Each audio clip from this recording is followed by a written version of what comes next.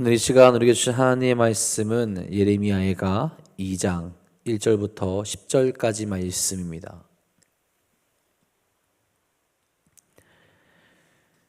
예레미야가 2장 1절부터 10절까지 말씀입니다.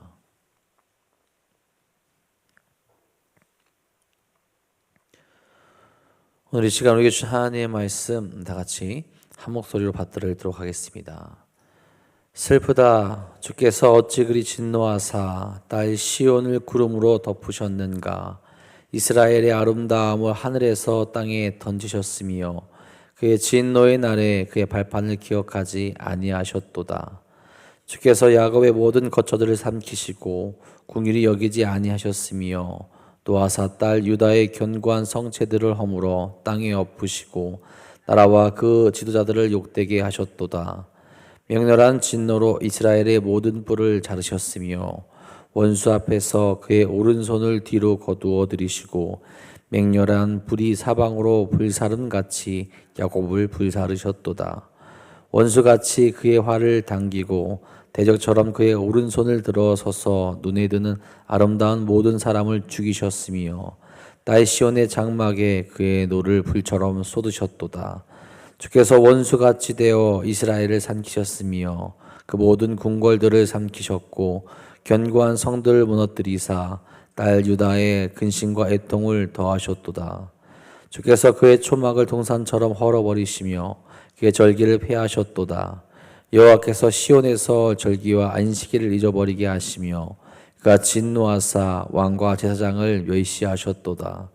여호와께서 또 자기의 제단을 버리시며 자기 성소를 미워하시며 궁전의 성벽들을 원수의 손에 넘기셨음에 그들이 여호와의 전에서 떠들기를 절기의 날과 같이 하였도다. 여호와께서 딸 시온의 성벽을 헐기로 결심하시고 줄을 띠고 무너뜨리는 일에 손을 거두지 아니하사 성벽과 성곽으로 통곡하게 하셨음에 그들이 함께 쇠하였도다. 성문이 땅에 묻히며 빗장이 부서져 파괴되고 왕과 지도자들이 율법 없는 이방인들 가운데 있으며 그 성의 선지자들은 여호와의 묵시를 받지 못하는도다. 딸 시온의 장로들이 땅에 앉아 잠잠하고 티끌을 머리에 덮어쓰고 굵은 배를 허리에 둘렀으며 예루살렘 처녀들은 머리를 땅에 숙였도다. 아멘. 오늘도 우리를 거룩한 삶으로 인도하시는 하나님만 바라보는 복되고 귀한 하루 되시기를 간절히 소망합니다. 여러분 주변에 소중한 사람들이 있죠. 만약 그 사람들이 없다고 생각해 보시기 바랍니다. 어떨까요? 아마 불편한 것도 있을 것이고 또 쓸쓸함도 느끼게 될 겁니다. 도와주는 사람, 또 말벗이 되어주는 사람, 나에게 유익을 주는 사람 등 다양한 사람들이 우리에게 그렇게 주변들에 있죠. 그런 이들과 함께함으로 말미암아 우리가 공동체를 이루어가게 되는 거죠. 가장 작은 단위인 가정에서부터 교회, 그리고 나라가 이르기까지 우리는 함께 살아가게 됩니다. 그런데 그런 이들과의 관계가 무너지고 멀어진다면 당연히 우리는 힘들 수밖에 없죠. 많은 것들이 무너지게 될 것이고 불완전한 삶으로 나아갈 수 있게 된다라는 거죠. 특별히 우리 믿음의 사람들이 반드시 함께 해야 될 분이 있으시죠. 바로 하나님입니다. 하나님과 함께하지 않는다면 어떨까요? 우리는 최후의 심판을 이야기하지만 하나님과 함께하지 않게 되는 그 순간부터 이미 심판받은 것 같은 삶을 우리가 살아갈 수밖에 없는 겁니다. 하나님의 뜻을 모르게 되고 하나님이 주시는 평안과 기쁨을 누리지 못하게 되며 우리의 삶이 죄로 무너지기 때문에 그렇습니다. 그렇게 우리는 하나님과 함께 살아갈 수 있어야 되겠죠. 오늘도 하나님께서 주시는 그 사랑과 은혜를 기억하며 말씀을 바라보며 하나님과 함께 지어져 갈 수 있는 여러분이 되시기를 간절히 축원합니다. 오늘 우리가 함께 읽은 말씀이 그러한 사실을 잘 보여주게 되죠. 하나님과 함께하고 있지 않은 자들의 삶이 어떻게 되었는지를 보여줍니다. 먼저는 하나님의 진노로 모든 것이 무너지게 되는 것을 보게 되죠. 1절에 말합니다. 슬프다. 주께서 어찌 그리 진노하사 딸 시온을 구름으로 덮으셨는가. 이스라엘의 아름다움을 하늘에서 땅에 던지셨으며 그의 진노의 날에 그의 발판을 기억하지 아니하셨도다. 이스라엘 땅은 하나님의 약속의 성취죠. 그곳에서 하나님의 은혜를 경험했으며 영광을 누렸습니다. 하지만 하나님과 함께하지 않는 백성들의 죄로 말미암아 하나님의 은혜가 임하는 곳, 하나님의 사랑이 임하는 곳에 하나님의 진노가 구름같이 덮어진 것을 1절에서 묘사하고 있죠. 분명히 이스라엘은 하늘과 같이 아름답고 존귀한 곳이었는데 이제 하나님께서 그런 예루살렘 이스라엘을 땅에 던지시며 비천한 가운데로 내리셨다라는 겁니다. 왜 그렇습니까? 그 백성이 하나님과 함께 하지 않았기 때문이죠. 심지어 그의 발판을 기억하지 않으신다라고 말씀하는데 이 발판은 하나님의 거룩하신 성소를 상징하는 것으로 볼 수 있습니다. 여호와 하나님께서 거룩하게 구별하셨던 그 장소, 그 성소마저도 기억하지 않으시고 이방 정복자들에게 철저히 짓밟히도록 내버려 주셨다라는 거죠. 이미 이스라엘의 죄로 말미암아 성전의 기능은 멈추어져 있었고 의미가 없는 곳이 되어져 버렸기 때문에 그렇습니다. 더 이상 그것을 바라보지 않고 그것을 임재하지 않으시고 함께하지 않게 되었다라는 거죠. 그들은 모든 것이 무너지는 것을 경험하게 되죠. 2절에 말합니다. 주께서 야곱의 모든 거처들을 삼키시고 긍휼히 여기지 아니하셨으며 노아사 딸 유다의 견고한 성체들을 허물어 땅에 엎으시고 나라와 그 지도자들을 욕되게 하셨도다. 성읍뿐만 아니라 광야와 들판과 초장까지도 완전히 황폐하게 되는 거죠. 하나님을 떠난 백성들 안에 세워질 수 있는 것은 아무것도 없다라는 겁니다.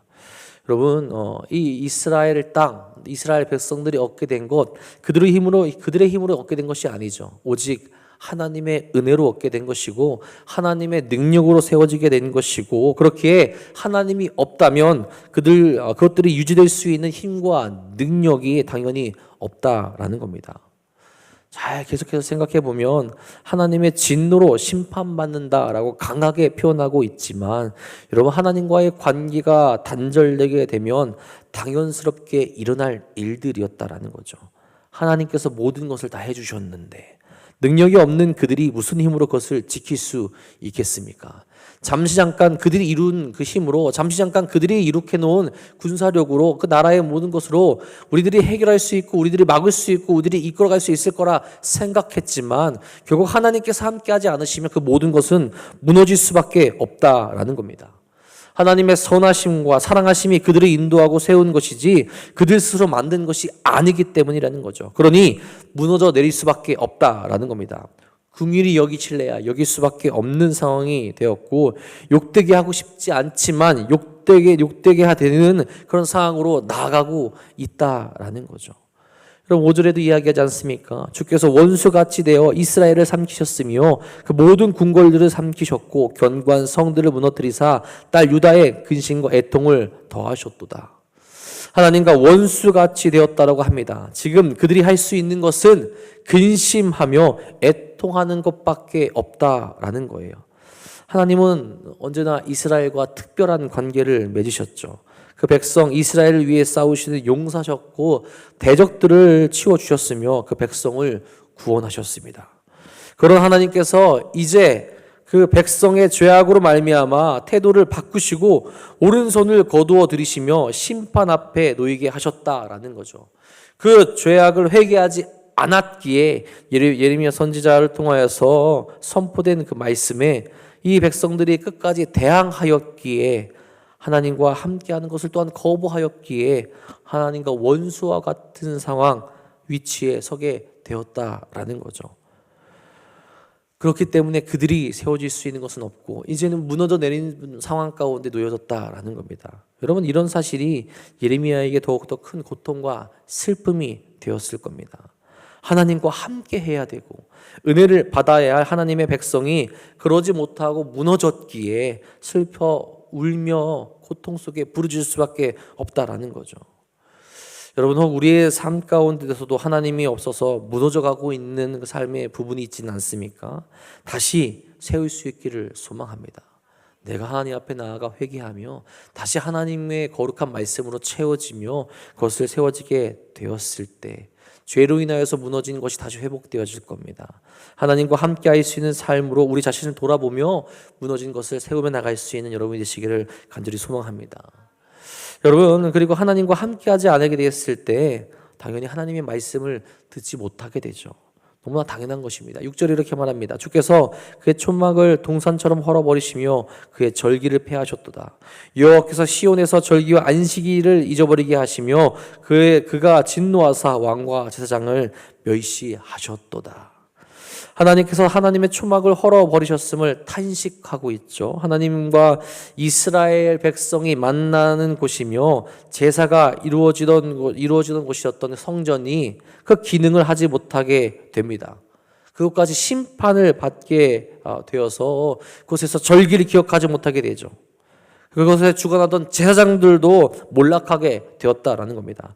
당연히 하나님께 나아갈 수 있는 방법이 막히게 되었다라는 거예요.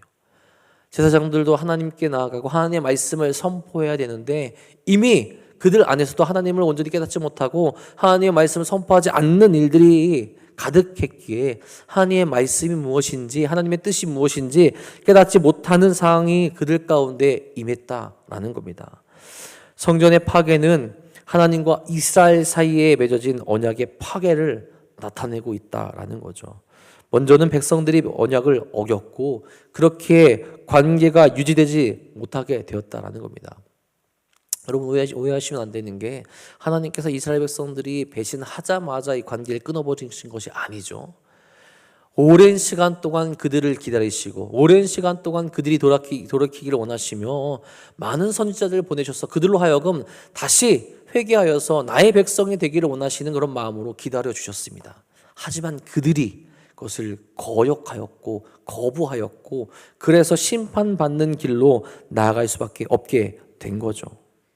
하나님의 말씀을 들을 수 없는 단계까지 그들이 나아가게 되었다라는 겁니다. 그렇게 그들이 이제 기대할 수 있는 것은 무엇입니까? 오직 선하신 하나님께서 또다시 자기 스스로를 백성에게 나타나실 때까지 그들은 기다릴 수밖에 없는 그런 상황으로 내닫게 된 겁니다. 7절에도 말씀합니다. 여호와께서 또 자기 제단을 버리시며 자기 성소를 미워하시며 궁전의 성벽들을 원수의 손에 넘기셨음에 그들이 여호와의 전에서 떠들기를 절기의 날과 같이 하였도다. 여러분, 하나님께서 자기의 제단을 버리시고 자기 성소를 미워하신 이유가 무엇이겠습니까? 그냥 미워하시진 않았을 거예요. 그것은 그 장소 안에서 일어난 위선적인 예배와 우상 숭배를 미워할 수밖에 없었다라는 거예요.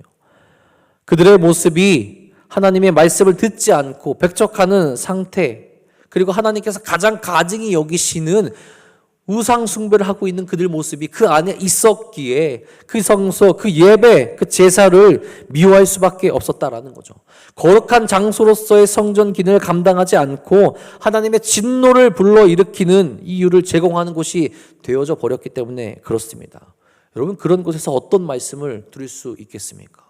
그저 자신들이 원하는 그 말씀, 자신들이 바라고 있는 그 말씀, 자신들의 욕심을 채울 수 있는 말씀만이 거짓으로 그래서 울려 퍼지고 있었습니다. 그렇게 하나님께서는 그들에게 심판을 하신 것이고 그들 안에 말씀이 회복되어지 못하고 말씀을 버리고 있고 말씀으로 나아가지 못하는 모습이 그들 가운데 가득했다라는 거죠. 이스라엘 백성들의 죄가 그들의 삶을 완전히 바꿔버렸다라는 겁니다. 여러분, 우리의 예배와 삶이 그럴 수 있습니다. 예배의 모습이 하나님께서 기뻐하지 않는 모습이구나. 삶의 모습에서 하나님을 잃어버린다면 당연히 우리는 하나님의 말씀을 깨닫지 못하게 될 거예요. 말씀이 우리 앞에 놓여 있지만 그 말씀이 나의 것이라 생각하지 못하게 될 수 있다라는 겁니다.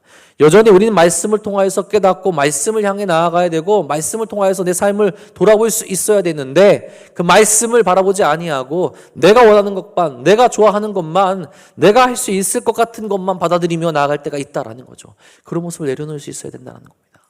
말씀이 나의 골수와 나의 뼈를 잘라버리고 나의 죄를 없애버릴 수 있는 그런 말씀으로 섬기며 받아들이며 거룩한 모습으로 나아갈 수 있어야 한다는 거죠. 나의 마음과 나의 귀와 나의 눈을 가리고 있는 것이 있다면 그것을 치워버리고 다시 마음 가운데 주의 말씀을 세우고 거룩한 모습으로 나아갈 수 있어야 한다는 겁니다. 오늘도 주의 말씀으로 무장되어서 거룩한 길로 나아가시는 성도님들 되시기를 간절히 소망합니다. 여러분, 이런 상황 가운데 그 백성들에게 남게 되는 것은 무엇입니까? 탄식이죠. 기쁨이 사라지게 됩니다. 8절 이렇게 말하죠. 여호와께서 딸 시온의 성벽을 헐기로 결심하시고 줄을 띠고 무너뜨리는 일에 손을 거두지 아니하사 성벽과 성곽으로 통곡하게 하셨으며 그들이 함께 쇠하였도다. 하나님의 심판이 시작되다. 그들이 할 수 있는 것은 아무도 없었습니다. 그저 통곡하는 것, 그저 슬퍼하는 것, 그저 고통스러워하는 것, 그 모습으로 쇠하여지는 것밖에 그들에게 남아있는 것이 없었다라는 거죠. 여러분, 인생의 주관자, 역사의 주관자이신 하나님께서 일을 하지 않고 역사를 하지 않으시면 어떤 일이 벌어지겠습니까? 허무와 고통과 채워지지 않는 갈증이 거기에 있게 되는 겁니다. 많은 신앙인들이 고통의 순간 속에서도 견디며 살아갈 수 있었던 것은 하나님이 함께 하심을 믿고 그것을 경험했기 때문이죠. 하지만 하나님과 함께 하지 못하게 되면 그것은 눈물밖에 남지 않는다라는 겁니다. 채워지지 않는 갈증이 거기에 있게 되는 것이고 무너진 곳에서 통곡하며 슬퍼할 수밖에 없다라는 거죠. 당연히 그들을 위로하고 인도하는 말씀을 받지 못하게 되죠. 9절에도 말합니다. 성문이 땅에 묻히며 빗장이 부서져 파괴되고 왕과 지도자들이 율법 없는 이방인들 가운데 있으며 그 성전의 선지자들은 여호와의 묵시를 받지 못하는도다. 그들을 인도하신 하나님의 말씀을 받으며 고통 중에 찬양하며 나아갈 수 있어야 힘을 얻고 능력을 얻게 되고 소망을 품게 되는데 이제 그 누구도 그 말씀을 받지 못합니다. 두려울 수밖에 없고 소망이 없는 삶으로 나아가게 된다라는 거죠. 유다 민족들은 교만했습니다. 우리가 어떤 모습이건 어떤 삶이건 우리가 죄를 지었건 죄를 짓지 않았건 하나님은 항상 우리와 함께 하실 것이라 그렇게 믿었어요. 하나님을 이용할 수 있을 거라 생각했고 하나님이 우리 것이라 그렇게 생각했습니다. 그런데 그것이 오산이었고 그것이 착각이었죠. 죄 가운데 있는데 죄로 인하여서 더러워졌는데 하나님이 어떻게 해서 그들과 함께 할 수 있겠습니까? 어떻게 계속해서 그들이 원할 때마다 그 말씀을 줄 수 있겠습니까? 여러분, 때는 분명히 정해져 있습니다. 심판의 때가 분명히 올 것이고 그 시간 안에 우리가 돌이키지 않는다면 우리는 심판받을 수밖에 없다라는 거죠. 그러니 그들이 할 수 있는 것, 눈물을 흘리며 통곡할 수밖에 없다라는 거죠. 여러분, 우리가 참된 기쁨을 얻을 때는 언제입니까? 하나님의 은혜와 예수 그리스도의 구원을 깨닫고 살아갈 때입니다. 그럴 때 어떠한 일이 있더라도 흔들리지 않고 기쁨으로 감사함으로 살아갈 수 있게 된다라는 거죠.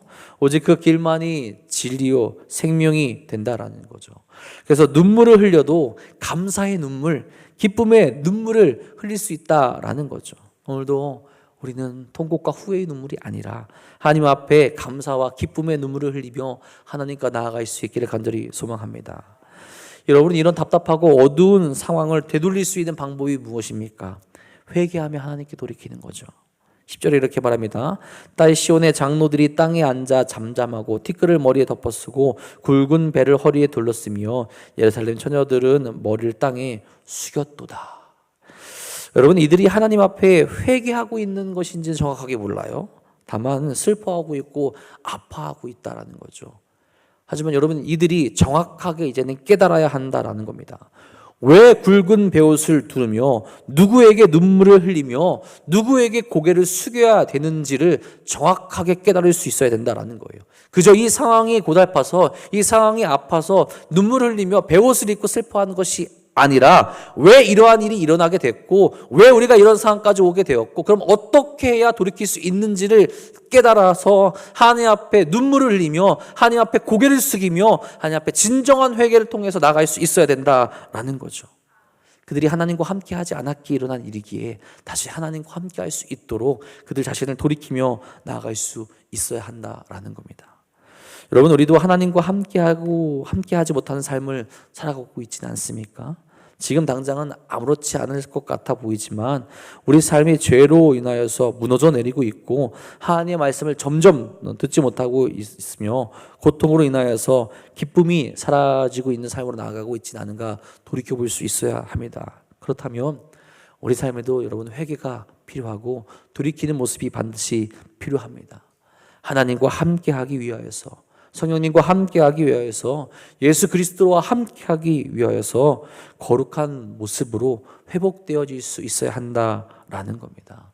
오늘도 하나님과 함께 하기 위하여서 결단하여 기도하시고 하나님 앞에 철저히 회개하며 나아가 승리의 길로 나아갈 수 있기를 간절히 소망합니다. 그 모습이 하나님께서 인정하는 신앙인의 모습, 하나님께서 기뻐하시는 신앙인의 모습, 심판이 아니라 거룩한 구원의 길로 나갈 수 있는 모습이 될 수 있기를 간절히 소망합니다. 그 모습으로 오늘도 거룩하고 복되고 승리하는 삶을 살아가시는 사랑하는 도난도교회 성도인들 되시기를 주님의 이름으로 축원합니다.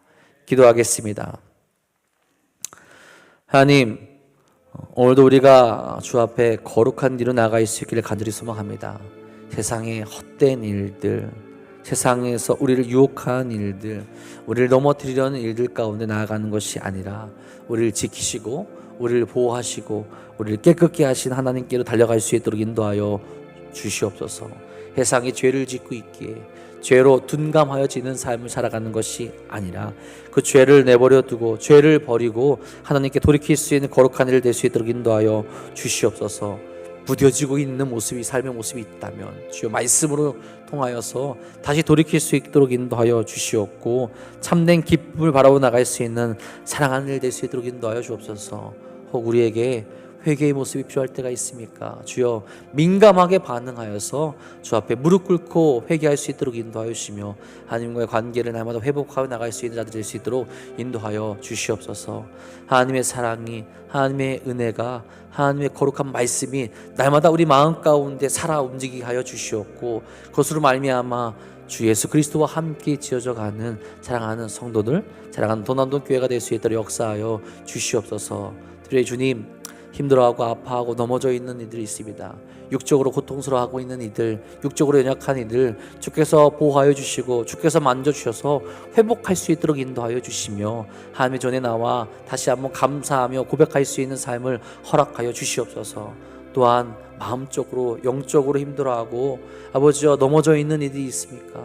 그들에게도 주 예수 그리스도께서 함께하여 주셔서 성령께서 함께해 주셔서 그들이 회복되어져 죄의 모습에서 벗어나 거룩한 삶을 나갈 수 있는 일 또한 허락하여 주시옵소서. 사랑하는 이들이 함께 모여 기도합니다. 주여 그 모든 것을 위해서 중보하며 기도할 수 있도록 인도하여 주시며 저들이 나와 부르짖고 있는 기도의 제목에 주께서 응답하여 주셔서 살아계신 하나님을 날마다 경험할 수 있는 거룩한 길로 인도하여 주시옵소서. 오늘도 주님께서 우리와 함께하여 주시며 우리에게 응답하시며 거룩한 길로 이끄실 것 믿사오며 우리 사랑하신 예수님의 이름으로 감사하며 기도합니다. 아멘.